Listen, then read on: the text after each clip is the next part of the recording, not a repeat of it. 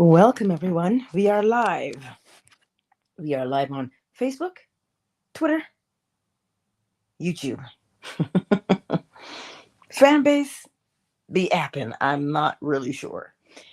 Today, preparation is key, not H. Hope you guys get that one. Preparation is key. If you know you deal with a particular situation, use the law to prepare yourself. For example, things like anxiety, things like depression, things like panic attacks.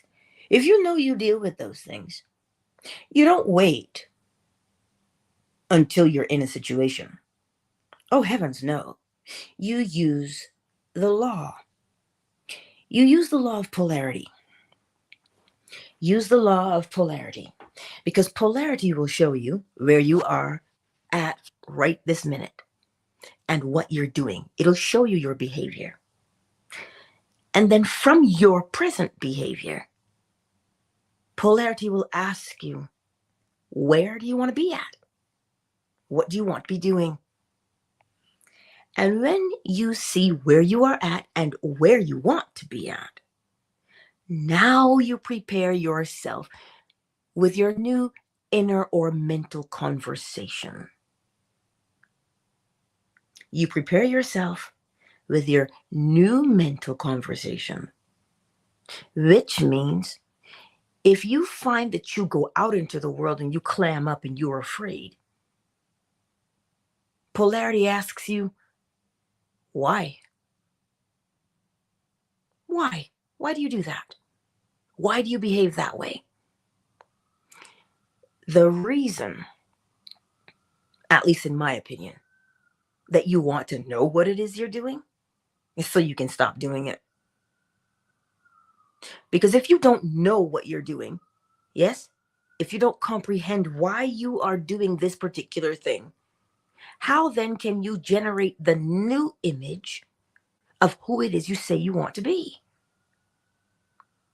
This is what causes us to be prepared when we use the law. So now when you look and you say, oh, I do behave like that and I don't want to anymore, I don't like it. You get the new image in your mind. You get the new version of yourself in your mind's eye. What does calm look like? What does that represent to you when you look at it or you think of it? So now Neville Goddard says, step one, what is it in your mind? What is it that you want? I'm just going to pop out the list so I can read it to you. He says, know definitely what you want. What is it that you want? You don't want to have to deal with anxiety, depression, panic attacks. Yes. And the reason I'm answering this question this morning is because I keep seeing it being asked over and over. How do I deal with this? And I'm like, okay, I have to give the disclaimer because of the world we live in. The disclaimer is this: seek medical attention. Any other thing that you add on to your medical attention is perfectly fine if you feel so inclined. This is not meant as medical advice. I have to say that. Step one, know what it is that you want. And the reason why you know what you want is because you can clearly see where you are and what you're doing. You can see now clearly where you are and what you're doing. So what do you want to be? What do you want to be doing? You want to be calm. You want to be level-headed. You want to be able to breathe nice and deep no matter what the situation is. That's what you want. All right. Step two. Neville suggests that you construct an event. Why? Construct an event, he says, which you believe would encounter following the fulfillment of your desire. An event which implies the fulfillment of your desire, something which will have the act of self predominant, which means You are going to be doing something in this small scene. The image is what you will project by way of the law of gender outward. So if that is you talking to someone and they're saying, oh, wow, you've really changed. I remember when you're hearing it. Or you're saying it to someone. You remember when I used to be? I'm so glad I'm not that anymore. How did I get here?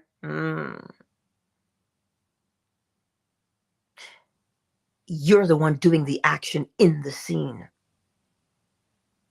There's a reason for that. We don't just watch our lives, do we? We participate in our lives. Step 3. Neville says to immobilize the body and get yourself into this sleepy, drowsy state, the state akin to sleep. And when you get there, replay your short scene. Right? Replay your short scene. That's what he's telling you to do. Why? When you replay the short scene, you are projecting it outward over and over and over again. Right? That's what you're doing. You're putting it out over and over and over again.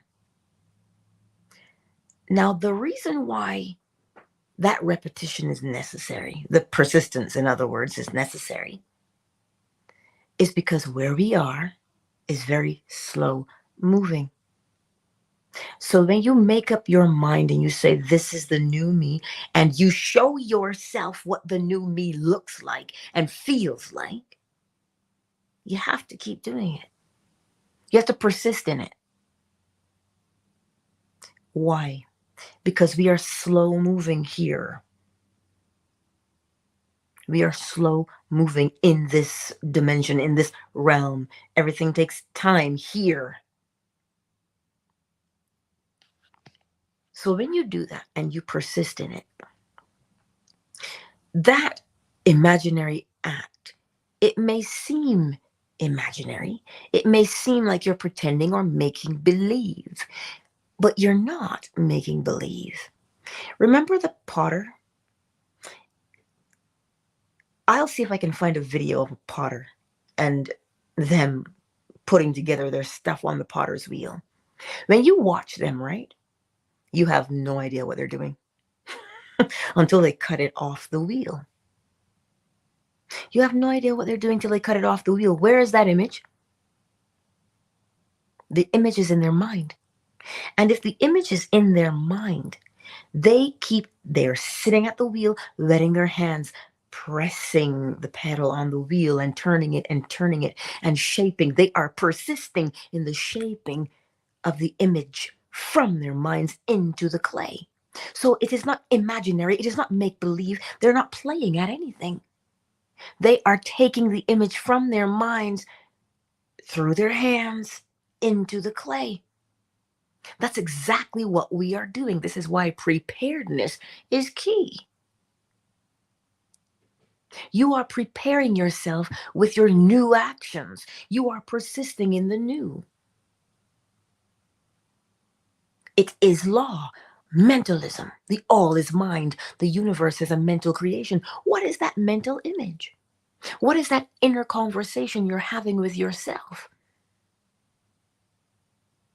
So if you're prone to the anxiety, you don't wait till you get out there to then decide how you're going to react.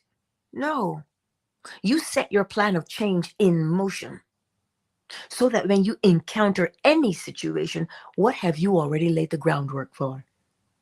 Your new behavior. That's what you've done.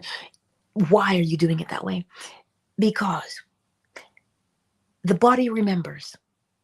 So when you encounter a situation, it wants to behave in the same way that it's always done. Why? Because it is second nature. It is a behavior you have practiced over and over and over again. So that's why when you go out and something happens, well then, the body does what? Behave the way it has always behaved, the way you've trained it to behave. But if you decide that you don't like that behavior anymore, now, what behavior would you prefer? That means step one, know what it is you want. Step two, devise a short scene that you are going to act out, the way you're going to behave, because that is polarity. You're taking yourself from where you are currently at, and you're moving yourself towards where it is you want to be. So you have to see the destination. You have to live in the end. See it. Do it in your mind. Why? Because when the mind sees you doing it, the body is watching. And the body is saying, oh, so we're doing this now? If you do it once and you stop, the body remembers something else. The body remembers the old way. So it will continue to do the new way. Sorry, the old way. Until you persist in the new way. So that the body goes, oh, so we do this way now. That's why you persist in the imaginary act. It is only called imaginary because it is inside your mind. It is the image inside your mind. And the more you persist in that, you train your body because it keeps seeing it. It keeps seeing it over and over and over in your mind's eye. And then something begins to happen the more it keeps seeing it. Remember mirror neurons? Mirror neurons, remember them? You don't have to be the one smiling to experience the release of endorphins. All you got to do is observe the smile and you will release endorphins. So if you're watching this image that you're playing out in your mind, this mini movie, if you keep watching it and participating in it because you're watching yourself do it, this is mirror neurons. In the mirror, you are doing something and you're watching yourself do it. So you do that. You are preparing yourself for the outside experience. You're telling yourself how you will be on the outside. This is what you're doing day in and day out. Day in and day out, you're doing it. So that when you get out there, you're not, oh my God, what am I going to do? What am I going to do? Nah, your body has already prepared itself for what you're going to do. So it's either you have been practicing the new or you are continuing to do the old. But either way, you'll be successful.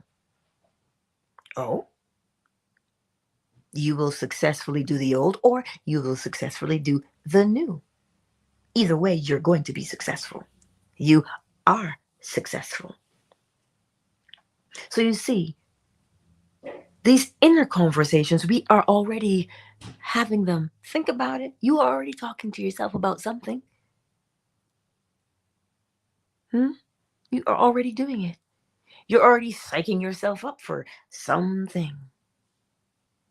If you have the mental attitude that says, oh man, I always got to fight, I always got to argue, always somebody in my face telling me blah, blah. Oh, that inner conversation is doing what?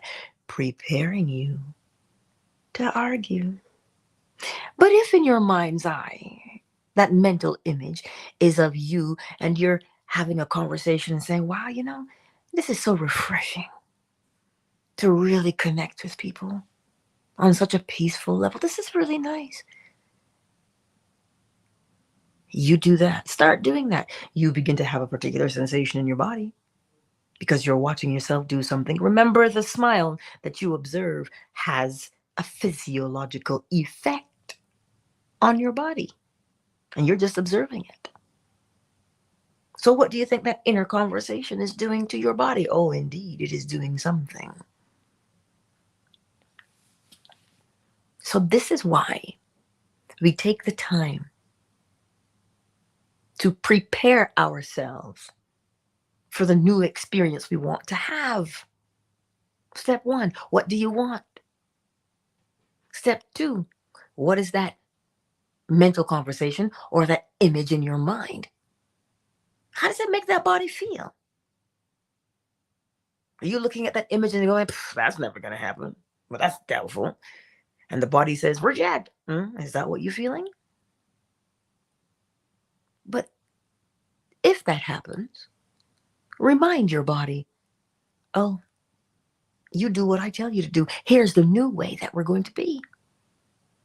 And let me show you until you get it. And you keep showing it to your body. That mental image. You keep showing it to your body. This is why people do the states akin to sleep, that groggy state. If you're waiting for the water to boil and to make your pasta. Oh, shoot. Cyber. You're waiting for something to occur. You're just leaning back on the chair and you're resting. And the body starts to get real heavy. If you've been holding,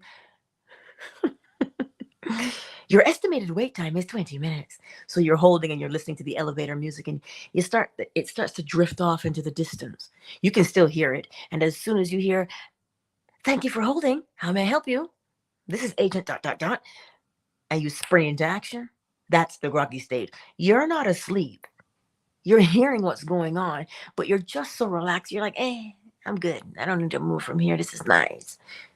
But you're ready to spring into action at any time. That is the state akin to sleep. So you put yourself there deliberately. And then you begin to play that scene in your mind. You act it out.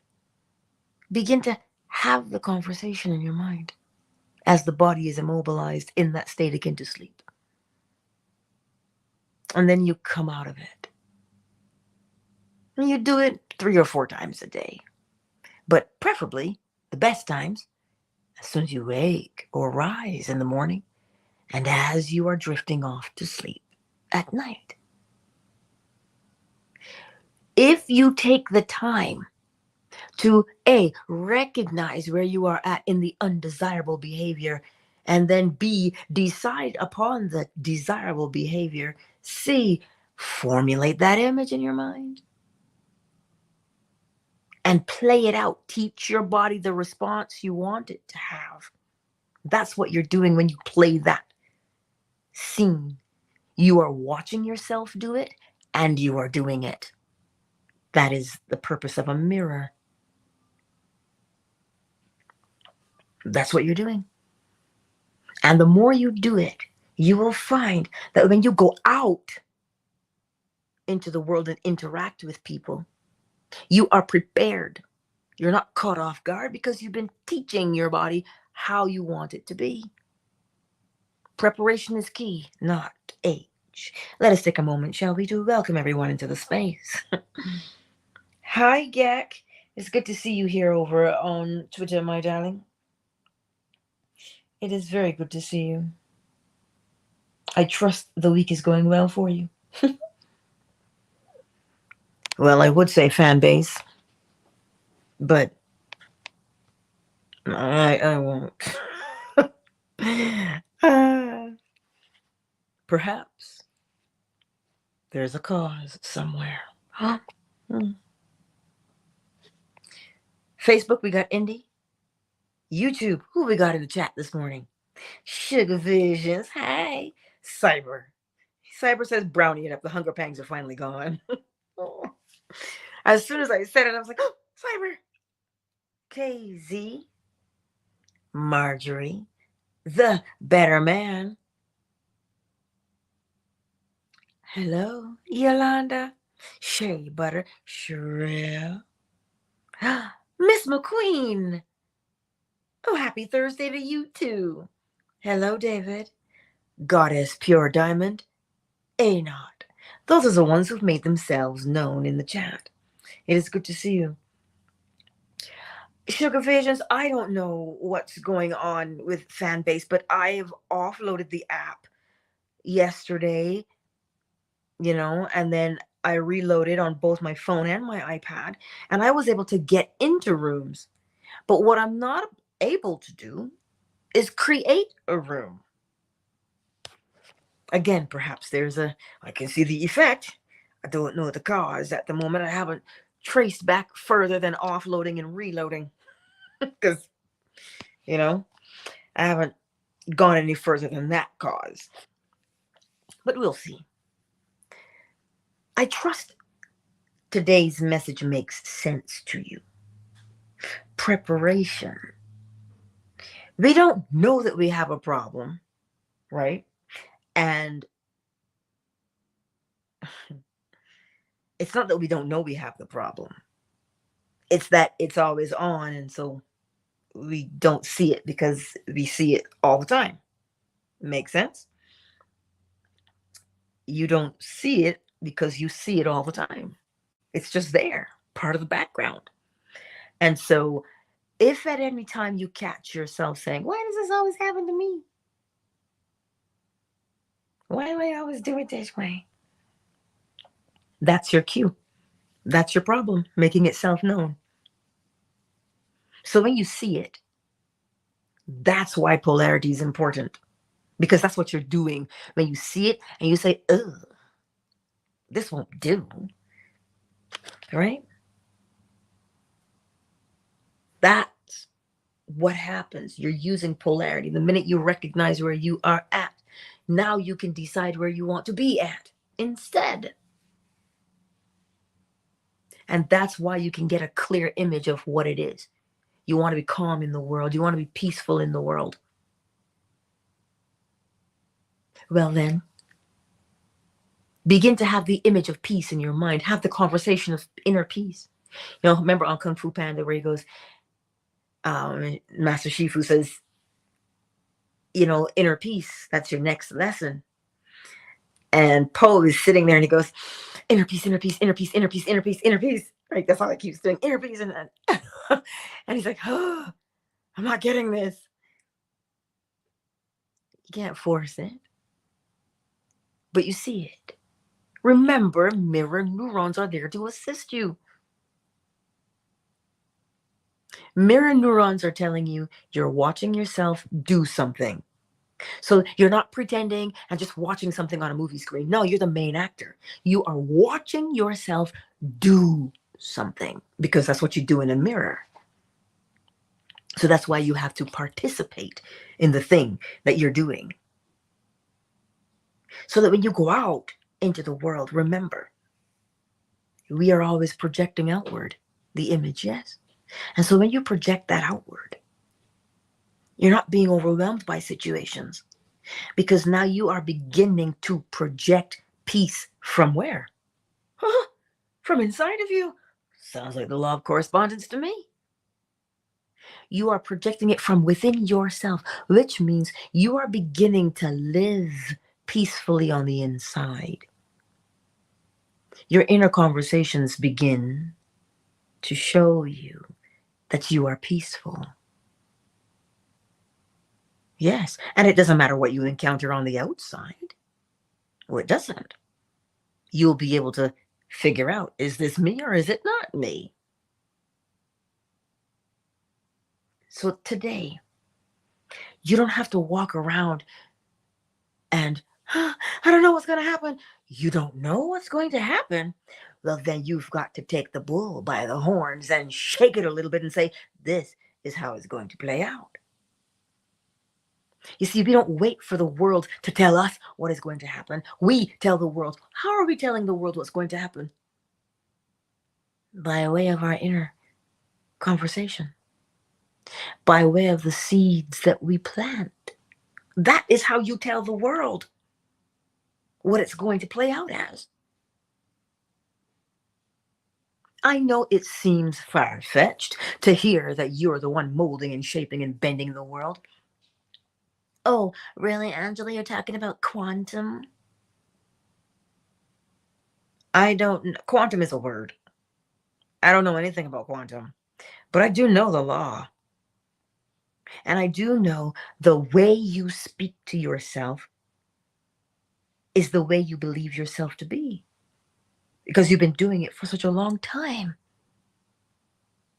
But you cannot allow the old way to continually persist. You cannot allow that old behavior to persist any longer, because you know it's not working. You know that it's draining. You know that it's frustrating. So then, what do you want it to be instead? Recognize where you are currently at. Be honest with yourself. Take stock of it. Look at it. I will tell it to you until you start doing it. Because the more you hear it, the more inclined you are to practice it, to test it out. Well, let me see if I got this right. You say, I'm looking at where I'm at and I don't like it. Okay, so where I want to be instead. Don't complain about where I'm at. Don't use the energy to complain. You're saying that I should use the energy to then decide where I want to be at and what I want to be doing instead. That's what you're saying? Yes, that's what I'm saying. Okay. I think I get what you're saying. Let me write this down because I'm looking at my life and I don't like where I'm at. So I'm writing down where I want to be. And I want to be peaceful. I want to be able to go out and not freak out in public. I don't want to do that anymore. It's not cool to have a brown paper bag over my head because I'm hyperventilating. That's no fun anymore. I just want to be calm and have some peace of mind. That's what I want. That's the image. Calm and peace of mind. So you're saying to me, if I don't quite know what peace of mind looks like or feels like, I can look at an image that represents calm and inner peace, and my body will start to behave like that, like it's calm.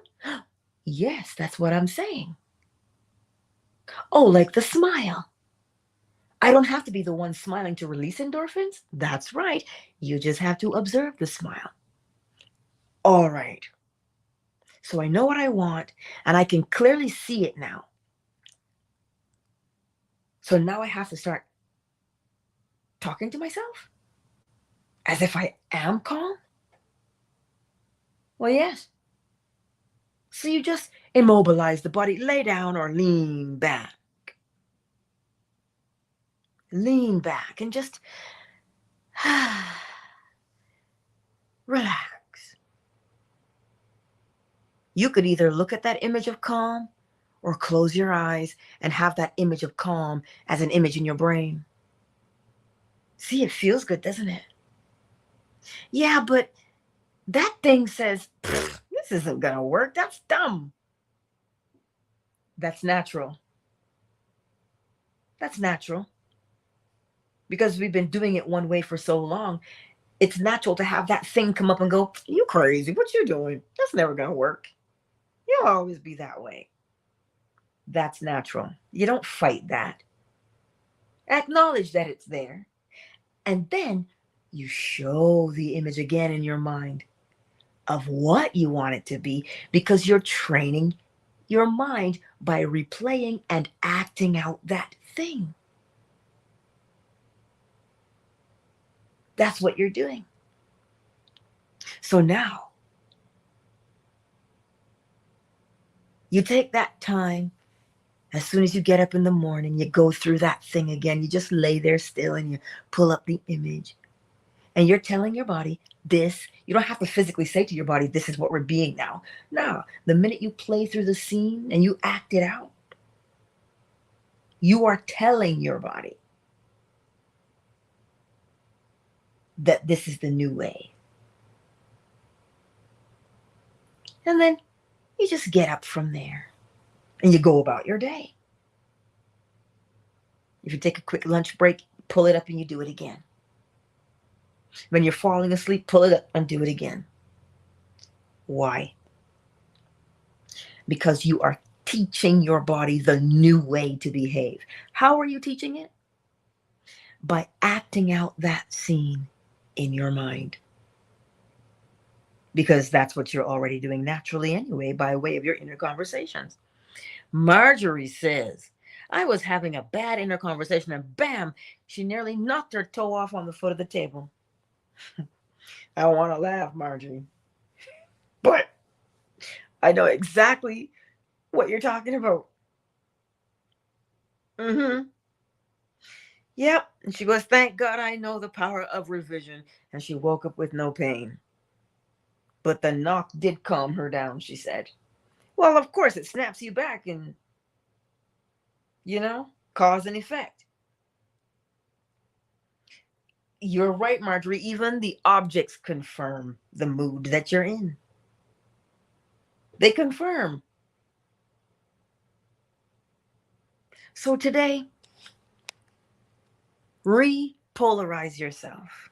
Point yourself in the direction of where you say you are. Point yourself in the direction of the new man. Oh, but Angela, you make it seem so easy. Oh, Angela, clearly you've never suffered a panic attack. That's why you can speak so boldly on it.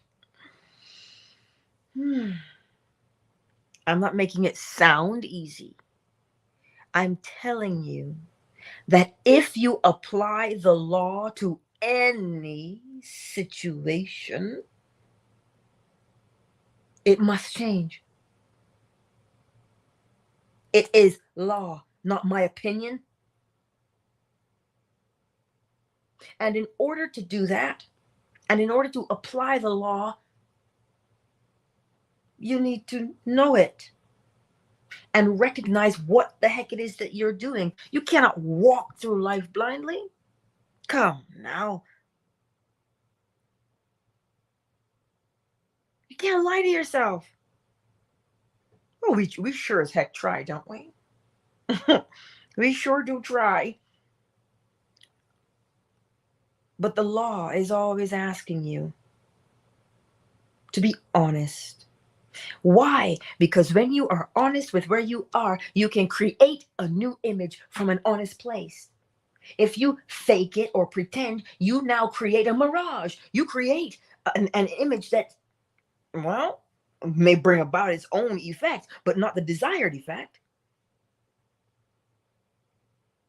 You're not being honest with yourself so you can judge yourself and go, oh, see, loser.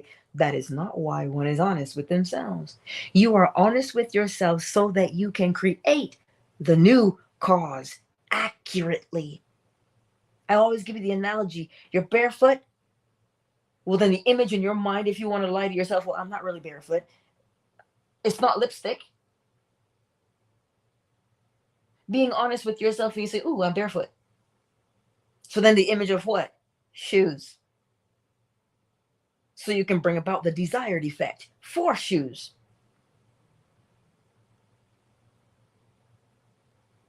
Anyway. Cyber, is that because you were arguing with yourself? Which looks like you're arguing with somebody else, but you're actually arguing with yourself? Look at it. Then the intent to hurt instantly hurt you. Whew. Oh, cyber. Whew. I'm sorry, Marjorie. There really wasn't any other way to sugarcoat that one.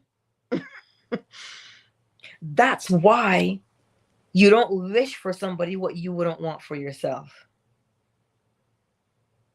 That's how you say it in Barbados. In other words, do unto others as you would have them do unto you. Yikes. Glass house. Right? So this morning, apply the law to whatever your situation is. And the same way that night follows day, the same way that the moon changes her phase, the same way the tide is high, don't make me sing it. The tide is high, but I'm moving on. Yeah, same way that happens. That is all according to law. It is all according to law. You also live according to law. Well, you can't live outside of it. So you are already living by way of law. Now, all it requires is for you to be deliberate. I want you to grasp this thing. If you notice, the law doesn't want you to walk around with just, what am I doing? Who am I? Where am I going? The law doesn't want that for you. How do you know the law doesn't want that for you? Because it says, as above, so below. Every cause has its effect.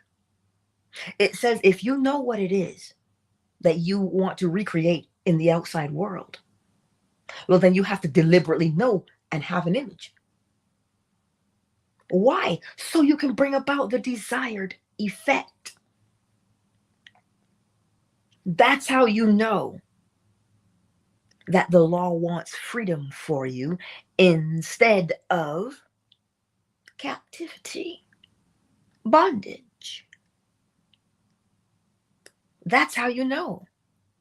Because look at the alternative. Walk around in the darkness and see what happens. But the law comes along, gnosis, light, knowledge, and says, no, you are better. The law comes along and tells you that you are. And all you have to do to accept the fact that you are is to apply the law deliberately. Deliberately. Not just like, as they say in the Kybalion, like a log on the water being tossed to and fro. Don't be like the log. Be deliberate like the swimmer. Because it too, the swimmer, is in the water just like the log. But the swimmer knows how to counter so that it does not hurt itself. The log?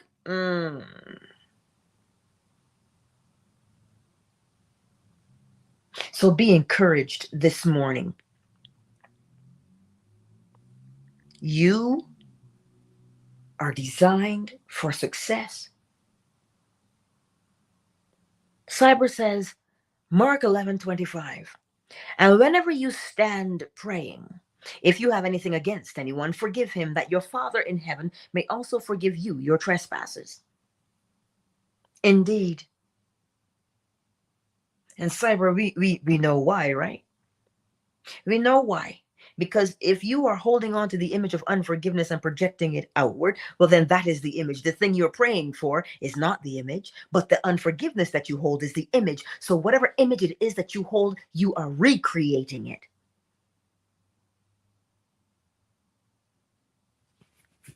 So you see.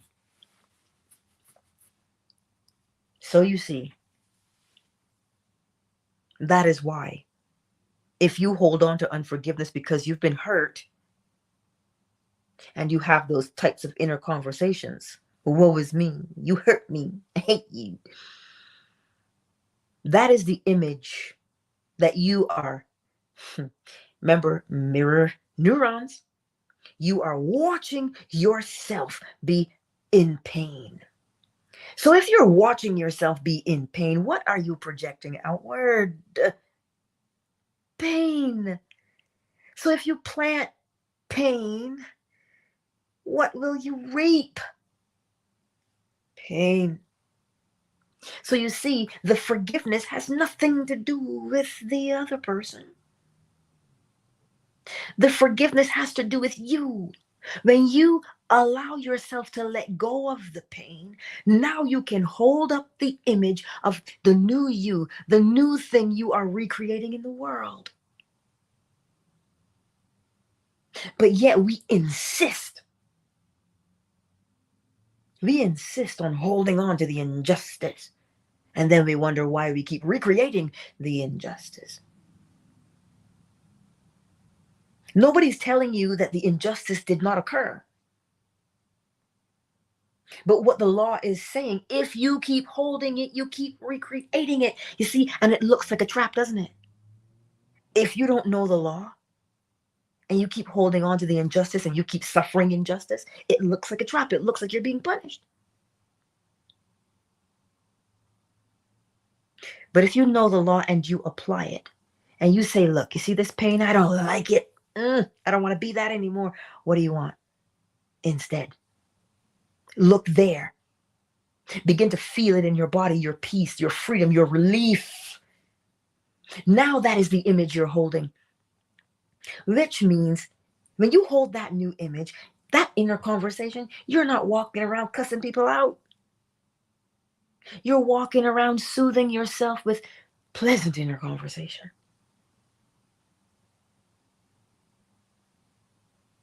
That's what you're doing. Yes, Marjorie, the law don't play. It doesn't play at all. So I trust this morning that makes a little bit of sense. I trust that it makes a little bit of sense to you as to why we relinquish unforgiveness, as to why we relinquish the anxiety. The anxiety is only an effect. So you have to generate a new cause. You want to get rid of that one? What's a new cause? You see, the law is neither for nor is it against. It simply governs. So if you line yourself up with it deliberately, which means to know exactly what it is you want to do. Oh, sounds like intention to me. If you know what it is, then you can change. I promise you, you can change.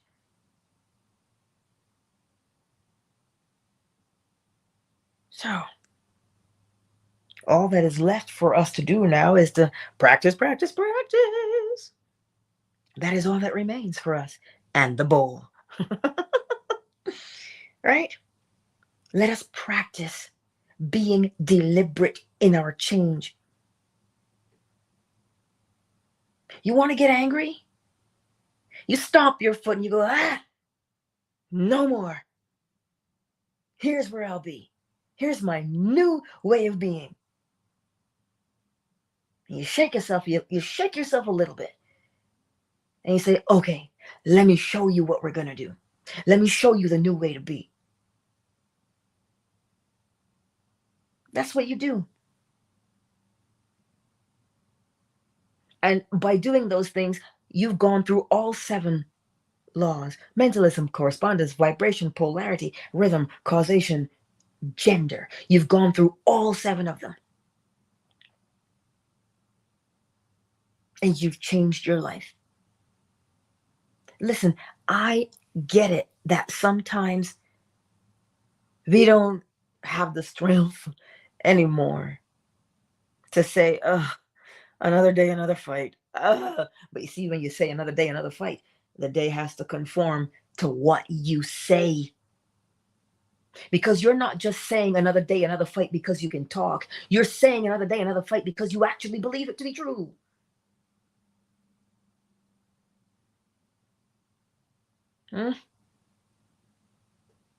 So have mercy on yourself. You know how we walk around and say, oh, Lord, have mercy. Nah, you tell yourself to have mercy on yourself.